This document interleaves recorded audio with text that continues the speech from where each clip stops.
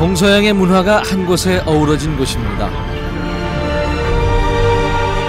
비잔틴 제국부터 오스만 제국에 이르는 다양한 문화가 공존하는 곳 이스탄불입니다. 놀라운 자연의 신비와 찬란한 인류의 유산들이 남아있는 곳 터키입니다.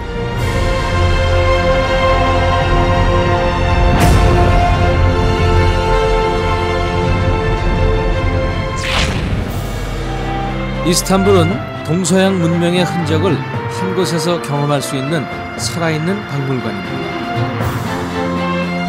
보스포러스 해협을 사이에 두고 유럽과 아시아를 잇는 보스포러스 탄인데요. 총 길이 1510m로 1973년에 완공됐습니다.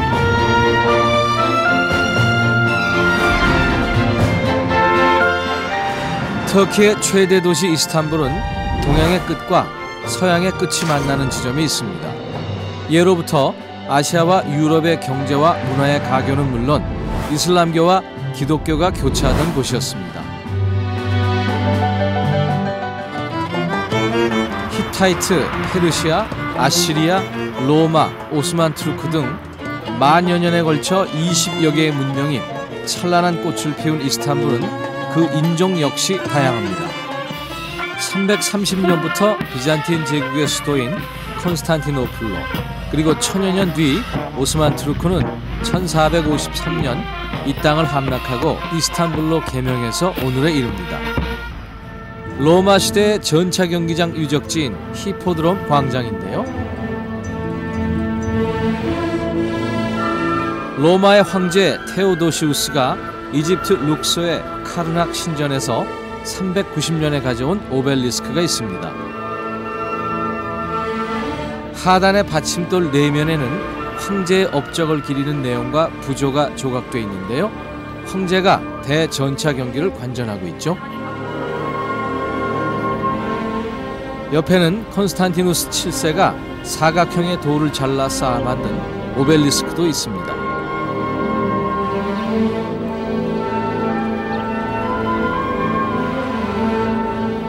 원래는 황금빛 청동으로 표면을 장식했었지만 4차 십자군 원정 때인 1450년에 전부 유실됐습니다.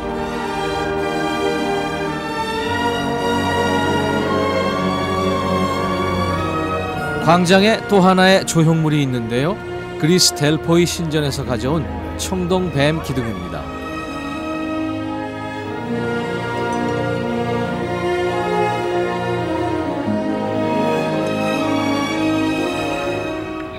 히포드롬 광장 한편에는 532년 유스티니아누스 황제가 만든 지하 궁전도 있는데요.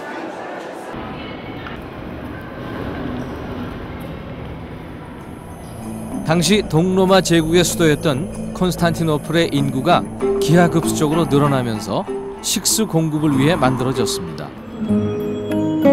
물이 남아있는 저수조엔 물고기를 넣어두었네요. 물 저장소라고 하기에는 화려합니다. 이곳을 만드는 데 사용된 대리석 기둥이 모두 336개라고 합니다. 길이 143m, 넓이 65m의 거대한 저수조에는 물을 8,000톤이나 저장할 수 있었습니다. 특히 뒤집혀 있는 메두사의 머리를 초석으로 사용한 기둥은 이곳 최고의 명물인데요. 그리스 신화에서 메두사는 머리카락이 뱀인 마녀죠. 그 형상을 직접 보는 사람은 돌로 변한다고 전해집니다. 이렇게 메두사의 얼굴을 뒤집어 놓은 이유는 기독교가 국교가 되면서 그리스나 로마 신의 권위가 떨어졌기 때문이라고 하는군요. 이스탄불에는 많은 로마 유적지가 남아있는데요. 이곳 모자이크 박물관에는 5세기부터 6세기까지 동로마 시대에 만들어진 모자이크가 있습니다. 당시 서민들의 주택을 장식하던 모자이크인 만큼 서민들의 일상에 표현된 것들이 많은데요. 호랑이를 사냥하는 모습이 사실적이면서도 정교하게 표현되어 있습니다. 모자이크를 통해 당시의 생활 관습이나 의상 등을 잘 알 수 있습니다.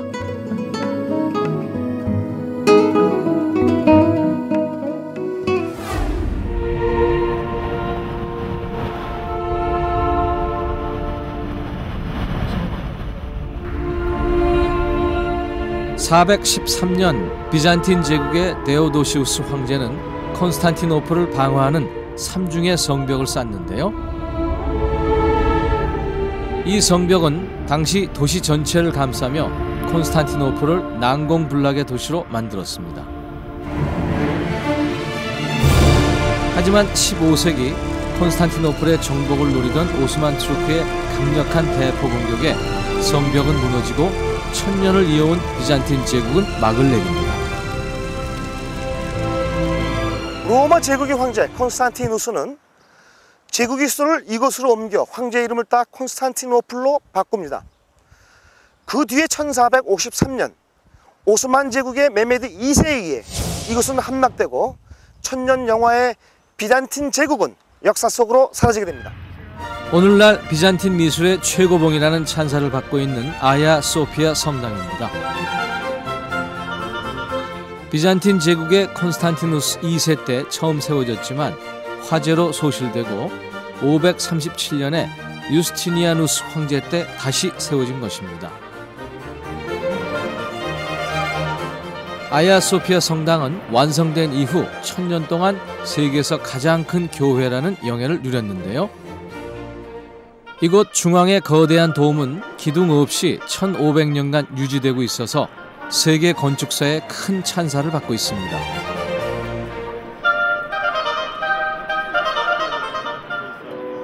성당은 1453년 메흐메트 2세에 의해 함락되면서 이슬람 사원으로 바뀌게 되는데요. 메카를 향해 기도하는 방향을 표시한 미흐라브도 그때 만들어진 것입니다.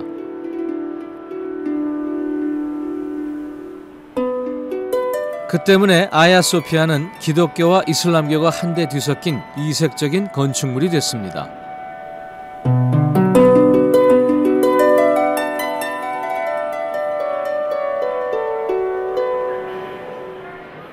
대부분의 정복자는 이전 제국의 흔적을 없애려고 노력했는데요. 이슬람 정복자들은 아름다운 모자이크 성화 벽화를 모두 없애기 위해 벽에 두꺼운 회칠을 했습니다. 1930년에 회칠이 벗겨지면서 숨어있던 모자이크가 발견됐습니다. 황금색 바탕에 섬세한 묘사가 돋보이는 비잔틴 제국 최고의 모자이크가 완벽하게 우리 앞에 나타나게 된 거죠. 이곳의 또 다른 볼거리인 성모 마리아 기둥입니다.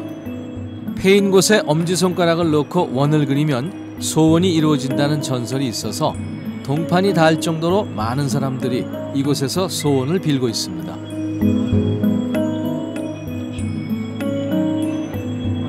다양한 문화유산을 볼 수 있는 아야소피아는 1934년부터 모든 종교적 행위가 금지되고 현재는 박물관으로 사용되고 있습니다.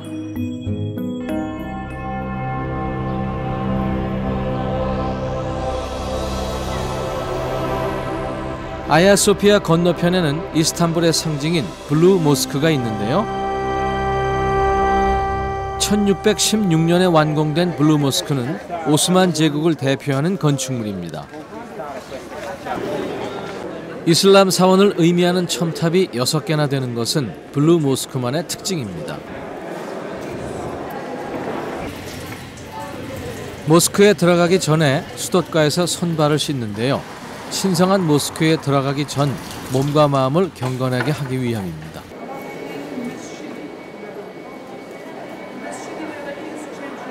블루 모스크라는 이름은 모스크 내부의 벽과 기둥이 푸른색 타일로 장식되어 있어서 붙여진 별칭입니다.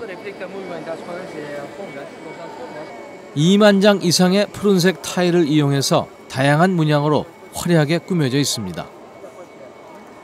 블루 모스크는 아야 소피아보다 더 크고 웅장한 모스크를 만들고자 했던 아흐메드 1세에 의해 만들어졌습니다.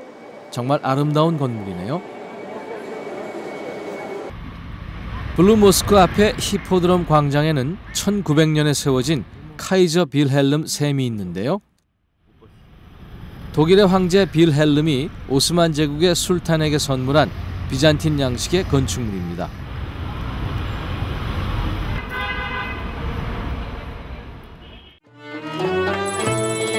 동서양의 교역로인 실크로우드의 서쪽 끝단에 있는 이스탄불은 비잔틴 시대부터 무역의 중심지였습니다.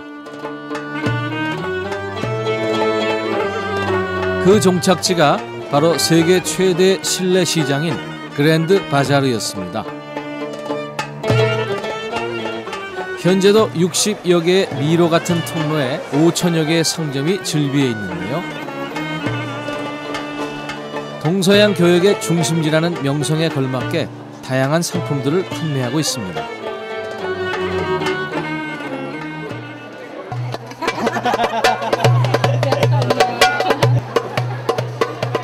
현재는 이스탄불을 방문하는 관광객이 빠지지 않고 들리는 관광 명소가 됐습니다.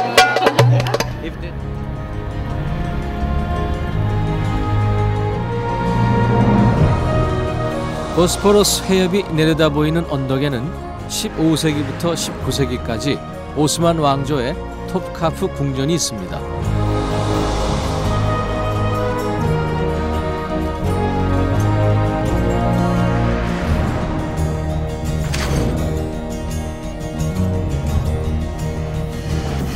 이곳은 400년 동안 오스만 제국의 정치와 문화 중심지였습니다.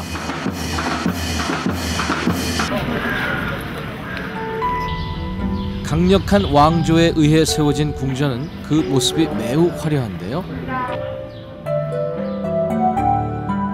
황금색으로 칠해진 천장과 섬세한 구조로 꾸며진 건물 하나하나가 모두 예술작품 같죠?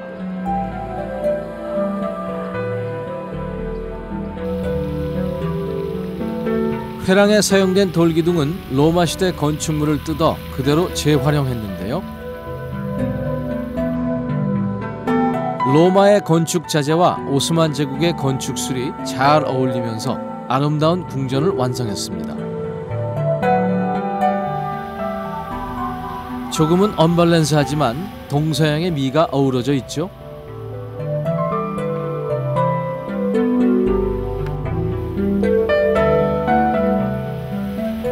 검은색과 흰색의 자갈 모자이크 바닥을 따라가면 하렘의 입구가 있습니다.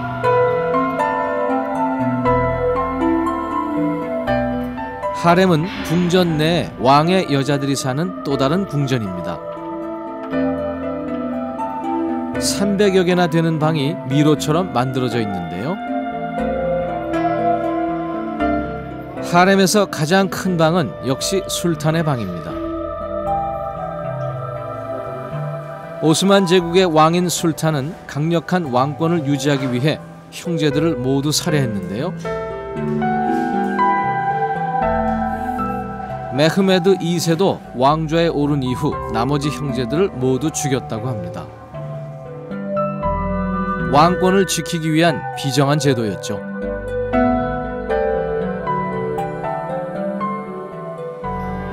하렘 궁전의 목욕탕은 과연 어떨까요? 대리석으로 만든 욕조와 황금 장식이 많이 있습니다. 화장실은 금붙이 빼고는 우리네와 비슷합니다.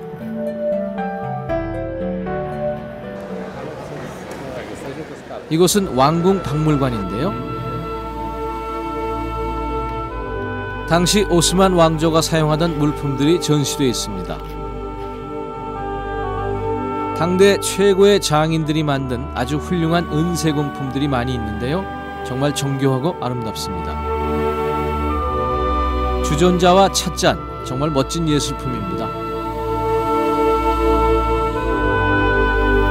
보스포러스 해협을 내려다보던 오스만 제국은 20세기 들어 멸망하면서 지금의 이스탄불은 수도로서의 역할을 내려놓게 됩니다.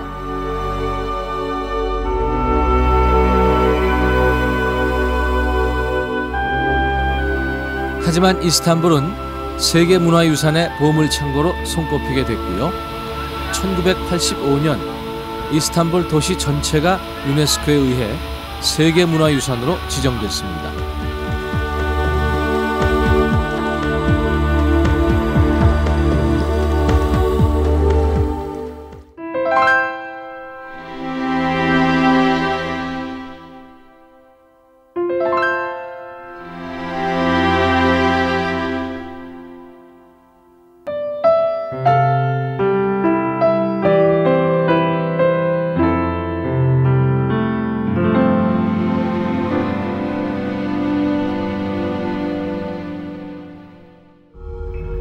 사도 바울의 복음이 퍼졌다고 알려진 에페소로 향합니다. 터키의 지중해 연안에 있는 에페소는 기원전 1000년경에 세워진 것으로 알려진 고대 도시인데요. 화려한 건물들로 인해 지금도 에페소는 터키 영토에서 가장 대표적인 제국시대의 도시로 손꼽히고 있습니다.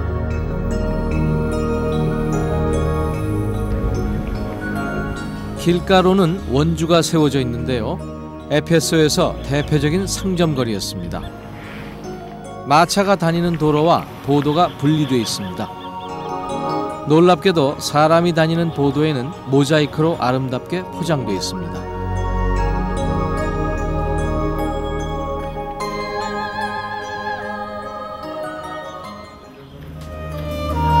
기원전 334년 알렉산더 대왕에 의해 해방되며 헬레니즘 문화를 꽃피운 곳입니다.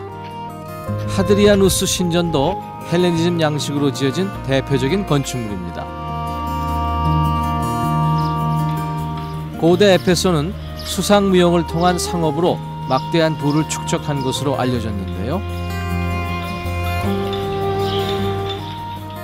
덕분에 이 도시에는 도서관, 극장, 목욕탕 같은 시설이 완벽하게 갖춰져 있습니다. 그중 셀수스 도서관은 당시 20만 권의 장서를 소장하고 있는 세계 3대 도서관 중 하나였다고 합니다.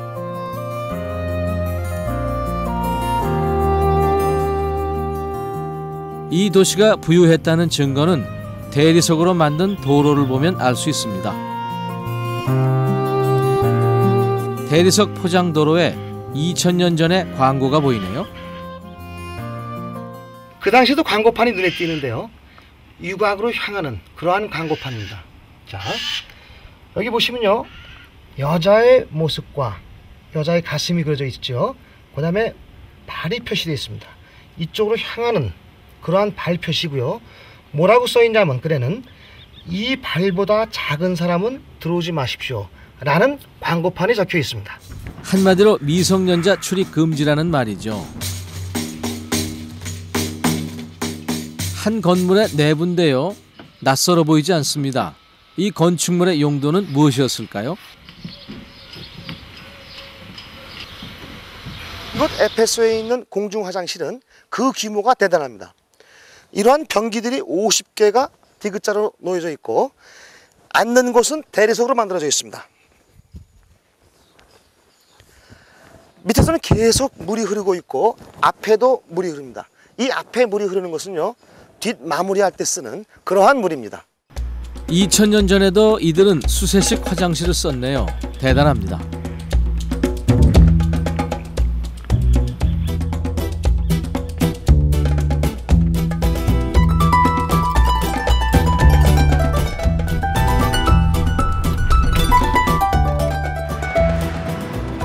에페소에서 내륙으로 조금 들어가면 파무칼레가 있습니다.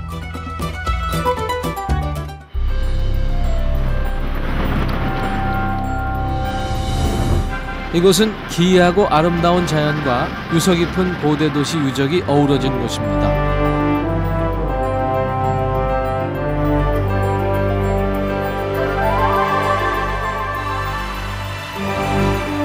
파무칼레는 터키어로 목화의 성이라는 의미를 담고 있는데요. 석회 성분이 함유된 온천수가 흐르며 빚어낸 장관 때문에 붙여진 이름입니다.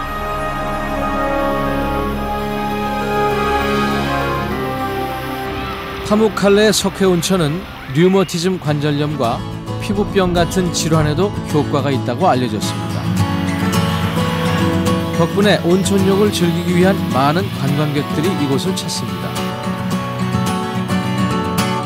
로마의 황제들도 이곳에서 병을 치료할 목적으로 목욕을 즐겼다고 하는군요.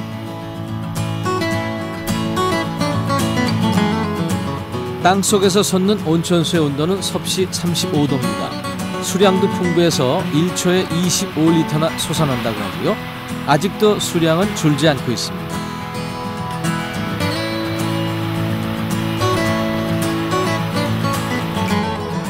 파무칼레 위에는 고대 유적이 잠겨있는 풀에서 온천욕을 즐기는데요.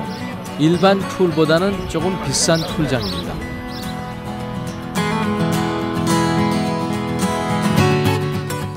온천 뒤쪽에는 성스러운 고대 도시로 알려진 히에라폴리스가 있습니다. 커다란 로마의 길 카르도 옆으로 당시에 많은 상점들이 있었습니다.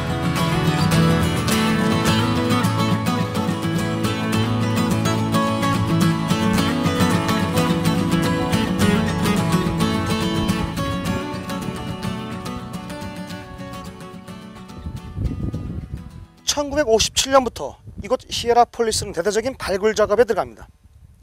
최근에 이탈리아 고고학자들이 2m의 흙을 걷어내면서 이곳이 바로 로마의 대로임을 발견했고 주위의 상가들이 발견되었습니다.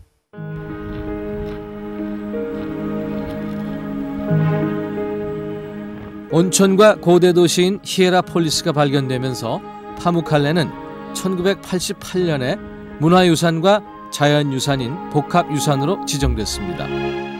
이곳에는 많은 교회와 목욕탕이 있었습니다.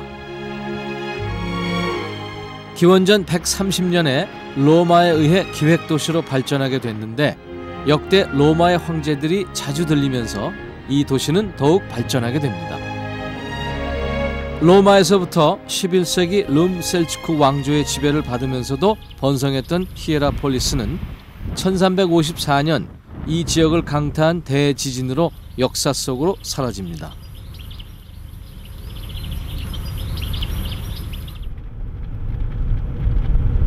히에라폴리스의 서쪽 문쪽에는 이색적인 유적지가 남아있는데요.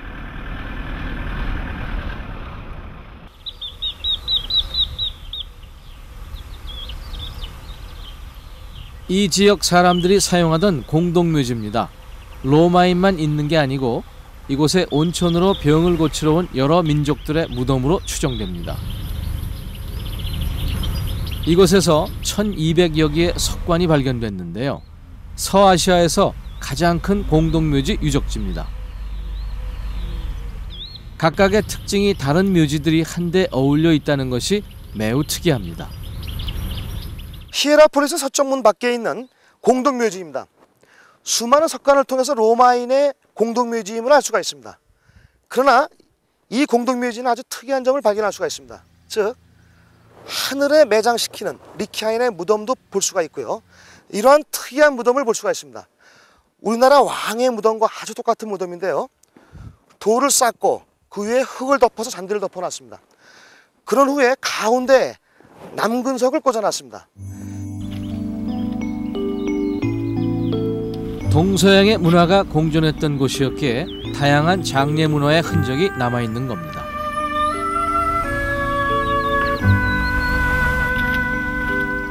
이 지역에 고대 도시가 들어서게 된 것은 지리적인 여건과 휴양 도시로서의 조건을 모두 갖췄기 때문인데요. 하얀색으로 아름답게 대지를 수놓은 파무칼레, 사라져가는 아름다운 유산인 파무칼레를 잘 보존했으면 하는 바람입니다.